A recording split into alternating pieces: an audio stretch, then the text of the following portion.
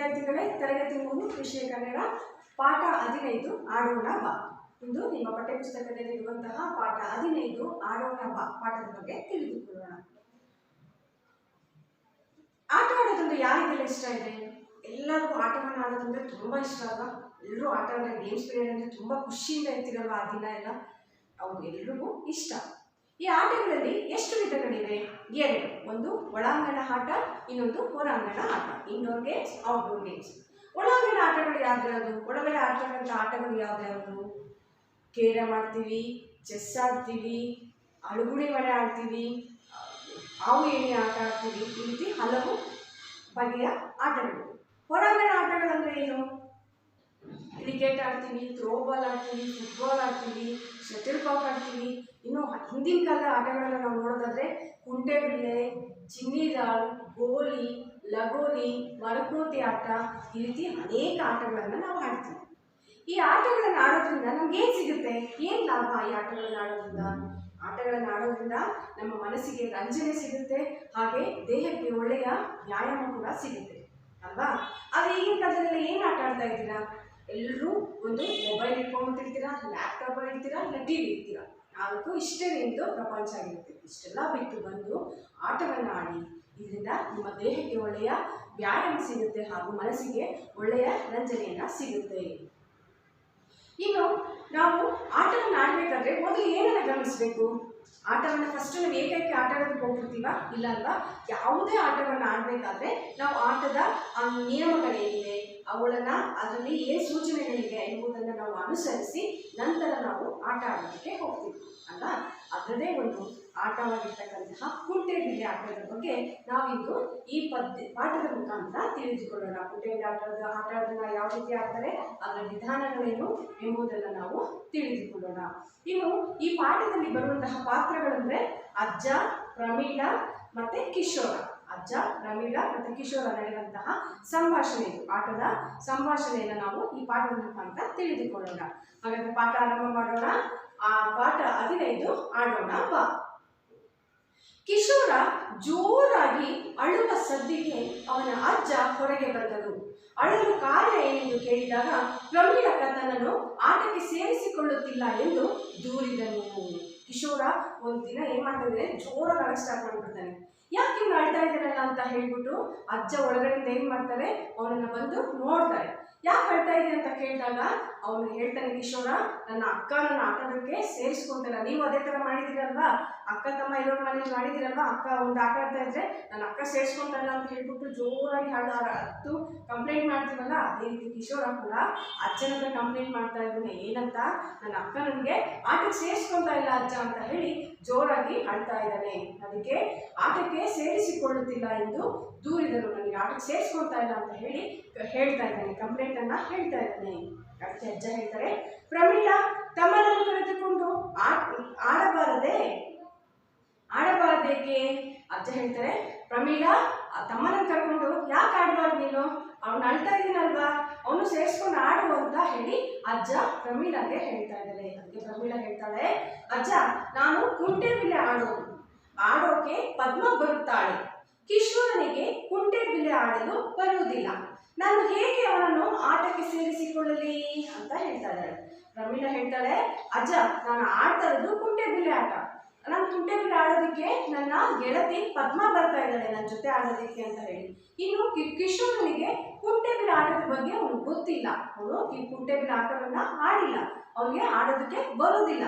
ಅವನನ್ನ ನಾನು ಹೇಗೆ ಆಟಕ್ಕೆ ಸೇರಿಸ್ಕೊಂಡು ನಾನು ಆಡ್ಲಿ ಅಂತ ಹೇಳಿ ಪ್ರಮೀಳ ಅಜ್ಜನಿಗೆ ಹೇಳ್ತಾ ಇದ್ದಾರೆ. ಅದಕ್ಕೆ ಅಜ್ಜ, ಕಿಶೋರನ ಜೊತೆ ಆಡುವವರು ಯಾರೂ ಇಲ್ಲ, ಅವನಿಗೆ ನಾನು ಆಟ ಹೇಳಿಕೊಡುವೆ. ನೀನು ಪದ್ಮ ಜೊತೆ ಆಟ ಆಡ್ತೀನಿ ಅಂತಂದ್ರೆ ಕಿಶೋರ ಒಬ್ಬನೇ ಆಗ್ತಾನೆ. ಅವನ ಜೊತೆ ಯಾರು ಆಟ ಆಡ್ತಾರೆ? ಅವನ ಜೊತೆ ಆಟ ಆಡೋರು ಯಾರು ಇಲ್ಲ. ನೀನು ಅವನ್ನ ಕಲ್ತ್ಕೊಂಡು ಆಟ ಆಡು, ಅವನಿಗೆ ಆ ಕುಂಟೆಬಿಲ್ಲೆ ಆಟವನ್ನು ಆಡೋದನ್ನ ಹೇಗೆ ಎಂಬುದನ್ನ ನಾನು ಹೇಳ್ಕೊಡ್ತೀನಿ ಅಂತ ಹೇಳಿ ಅಜ್ಜ ಹೇಳ್ತಾ ಇದ್ದಾರೆ. ಅದಕ್ಕೆ ಕಿಶೋರ ಕುಣಿದು ಕುಪ್ಪಳಿಸಿ, ಓ ಅಜ್ಜ ಹೇಳಿಕೊಡ್ತಾರೆ, ಕುಂಟೆಬಿಲ್ಲೆ ಆಟ ಅಂದ್ರೆ ನನಗೆ ತುಂಬಾ ಇಷ್ಟ. ತುಂಬಾ ಇಷ್ಟ ಅಜ್ಜ, ನೋಡು ಆಟಕ್ಕೆ ಬಿಲ್ಲೆ ಸಿದ್ಧ ಮಾಡ್ಕೊಂಡಿದ್ದೀನಿ. ಅದಕ್ಕೆ ಕಿಶೋರ್, ಅಜ್ಜ ನಾನು ಹೇಳ್ಕೊಡ್ತೀನಿ ಕಿಶೋರನಿಗೆ ಕುಂಟೆ ಬಿಲ್ಲೆ ಆಡೋದನ್ನ ಅಂತ ಹೇಳಿದ ತಕ್ಷಣ ಕಿಶೋರ್ ಏನ್ ಮಾಡ್ತಾನೆ, ಜೋರಾಗಿ ಖುಷಿಯಿಂದ ಕುಣಿದು ಕುಪ್ಪಳಿಸ್ತಾನೆ. ಓ, ಅಜ್ಜ ನನಗೆ ಆಟವನ್ನ ಹೇಳ್ಕೊಡ್ತಾರೆ, ಕುಂಟೆ ಬಿಲ್ಲೆ ಆಟ ಅಂದ್ರೆ ನನಗೆ ತುಂಬಾ ಇಷ್ಟ, ನನಗೆ ಅಜ್ಜ ನನಗೆ ಆಟ ಆಡೋದನ್ನ ಹೇಳ್ಕೊಡ್ತಾರೆ. ಅಜ್ಜ ನೋಡು, ನೀನು ಹೇಳ್ಕೊಡೋಕೆ ಮುಂಚೆನೆ ನಾನು ಆಟಕ್ಕೆ ಕುಂಟೆ ಬಿಲ್ಲೆಯನ್ನು ನಾನು ಸಿದ್ಧ ಮಾಡ್ಕೊಂಡಿದ್ದೀನಿ ಅಂತ ಹೇಳ್ತಾ ಇದ್ದೇನೆ. ಅದಕ್ಕೆ ಪ್ರಮೀಳಾ, ಕಿಶೋರ ಬಿಲ್ಲೆ ನಯವಾಗಿ ದುಂಡಾಗಿರಬೇಕು, ಇಲ್ಲವಾದರೆ ಕಾಲಿನಿಂದ ತಳ್ಳುವಾಗ ಗಾಯವಾಗುತ್ತೆ, ಆಟ ಆಡುವಾಗ ಅವಸರ ಮಾಡಬಾರದು. ಅದಕ್ಕೆ ಪ್ರಮೀಳಾ ಹೇಳ್ತಾರೆ, ನಾನು ಬಿಲ್ಲೆಯನ್ನು ಸಿದ್ಧ ಮಾಡ್ಕೊಂಡಿದ್ದೀನಿ ತಾತ, ನನಗೆ ಆಟವನ್ನು ಹೇಳ್ಕೊಡ್ತೀರಾ ಅಂತ ಹೇಳಿ ನಾನು ಬಿಲ್ಲೆಯನ್ನು ಸಿದ್ಧ ಮಾಡ್ಕೊಂಡಿದ್ದೀನಿ ಅಂತ ಹೇಳಿ ತೋರಿಸ್ತಾ ಇರ್ತಾರಲ್ಲ. ಅದಕ್ಕೆ ಪ್ರಮೀಳಾ ಹೇಳ್ತಾರೆ ಏನಂತ, ಕಿಶೋರ ಬಿಲ್ಲೆ ಯಾವ ರೀತಿ ಇರಬೇಕು ಅಂದ್ರೆ ನಯವಾಗಿ ದುಂಡಾಗಿರಬೇಕು. ನಯವಾಗಿ ಅಂದ್ರೆ ನುಣುಪಾಗಿ, ದುಂಡು ಅಂದ್ರೆ ರೌಂಡ್ ಆಗಿ ಇರಬೇಕು, ಇಲ್ಲವಾದ್ರೆ ಅದು ಕಾಲಿನಿಂದ ನಾವು ಹಿಂಗೆ ತಳ್ತೀವಲ್ಲ, ಕುಂಟೆ ಬಿಲ್ಲೆ ಆಟ ಆಡ್ಬೇಕಂದ್ರೆ ಕಾಲಿಂದ ತಳ್ತೀವಲ್ಲ, ಶಾರ್ಪ್ ಆಗಿದ್ರೆ ಏನಾಗುತ್ತೆ, ನಮ್ಮ ಕಾಲಿಗೆ ತಾಗುತ್ತೆ, ಅದರಿಂದ ನಮಗೆ ರಕ್ತ ಬರುತ್ತಲ್ವಾ. ಇದರಿಂದ ಏನಾಗಬೇಕು, ಬಿಲ್ಲೆ ದುಂಡಾಗಿರಬೇಕು, ನಯವಾಗಿರ್ಬೇಕು ಕಿಶೋರ. ಆಟ ಆಡ್ಬೇಕಾದ್ರೆ ಅವಸರ ಮಾಡ್ಕೋಬಾರ್ದು. ಅವಸರ ಅಂದ್ರೆ ಆತುರವನ್ನ ನಾವು ಮಾಡ್ಕೋಬಾರ್ದು ಅಂತ ಹೇಳ್ತಾ ಇದ್ದಾರೆ. ಅದಕ್ಕೆ ಅಜ್ಜ, ಕಿಶೋರ ಅಕ್ಕ ಹೇಳಿದ್ದು ಸರಿ, ಅವಳ ಸೂಚನೆಯನ್ನು ಪಾಲಿಸಬೇಕು ಆಯ್ತಾ. ಕಿಶೋರ ಅಕ್ಕ ಯಾವ ರೀತಿ ಹೇಳ್ತಾ ಇದ್ದಾರೆ, ಯಾವ ರೀತಿ ಆ ಬಿಲ್ಲೆ ಇರ್ಬೇಕು ಅಂತ ಹೇಳ್ತಾ ಇದ್ದಾರೆ, ಅಕ್ಕ ಹೇಳ್ತಾ ಇದ್ದಾರೆ ಅಷ್ಟು ಕರೆಕ್ಟ್ ಆಗಿದೆ, ಅವಳು ಏನ್ ಹೇಳ್ತಾ ಇದ್ದಾರೆ ಆ ನಿಯಮಗಳನ್ನ ನೀನು ಪಾಲಿಸ್ಬೇಕು ಅಂತ ಹೇಳಿ ಅಜ್ಜ ಹೇಳ್ತಾ ಇದ್ದಾರೆ. ಕಿಶೋರ ಆಯ್ತು, ಆದರೆ ಸೂಚನೆ ಅಂದ್ರೆ ಏನು?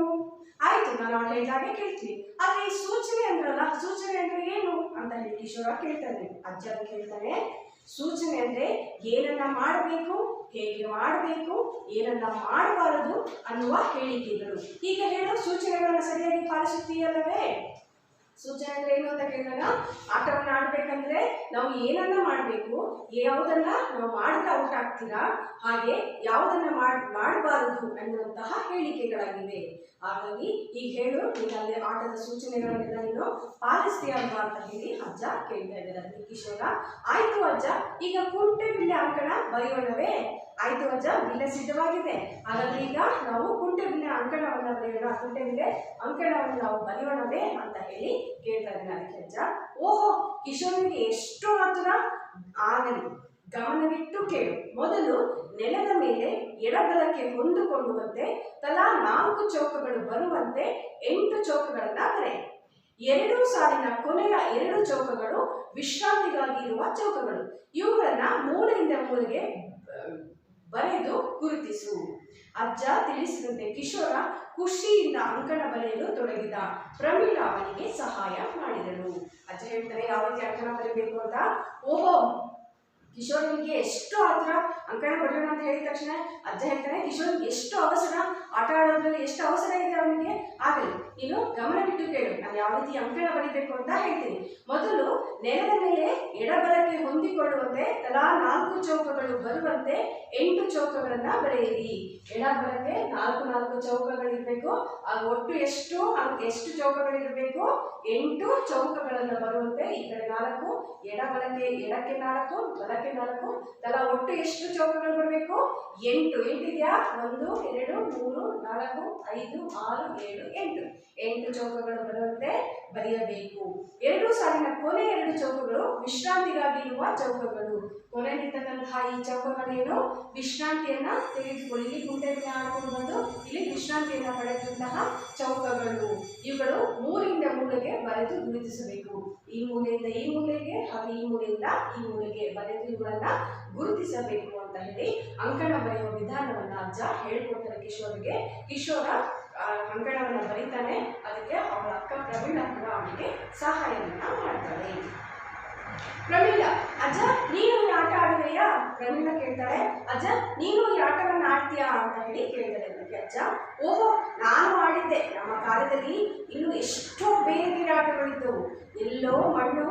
ಕಲ್ಲೋ ಮಣ್ಣು, ಚಿನ್ನಿ ದಾಂಡು, ಓಟದ ಆಟ, ಮರಕೋತಿ ಆಟ ಮುಂತಾದ ಹೊರಾಂಗಣ ಆಟಗಳು, ಅಣೆಕಲ್ಲು, ಚೌಕಾಬಾರ, ಉದ್ದಿನ ಮೂಟೆ ಮುಂತಾದ ಒಳಾಂಗಣ ಆಟಗಳು ಇದ್ದವು. ಸದ್ಯಕ್ಕೆ ಈಗ ಈ ಆಟ ಆಡೋಣ.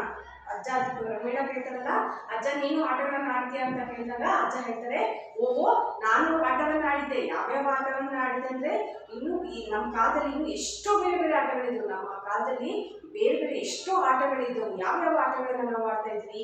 ಮಣ್ಣು ಕಲ್ಲು ಆಟವನ್ನ ಆಡ್ತಾ ಇದ್ವಿ, ಚಿನ್ನಿ ದಾಂಡು ಆಡ್ತಾ ಇದ್ವಿ, ಓಟದ ಆಟವನ್ನ ಆಡ್ತಾ ಇದ್ವಿ, ಮಲಕೋತಿ ಆಟವನ್ನ ಆಡ್ತಾ ಇದ್ವಿ. ಈ ರೀತಿ ಹೊರಾಂಗಣ ಆಟ ಅಂದ್ರೆ ಔಟ್ಡೋರ್ ಗೇಮ್ಸ್, ನಾವು ಈ ರೀತಿ ಹೊರಾಂಗಣ ಆಟವನ್ನ ಆಡ್ತಾ ಇದ್ವಿ.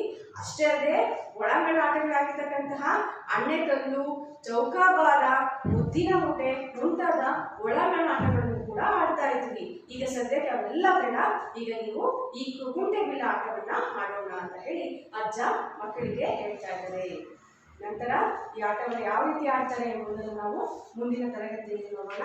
ಇಲ್ಲಿ ಮಾಡಿದಂತಹ ಪಾಠವನ್ನ ಪ್ರತಿಯೊಬ್ಬರು ಒಮ್ಮೆ ಅಕ್ಷರವನ್ನ ಕೂರಿಸಿ ಪಾಠವನ್ನ ಓದಿ ಅಂತ ಹೇಳ್ತಾ ತರಗತಿಯನ್ನು ಮುಗಿಸ್ತಾ ಇದ್ದೀನಿ. ಧನ್ಯವಾದಗಳು.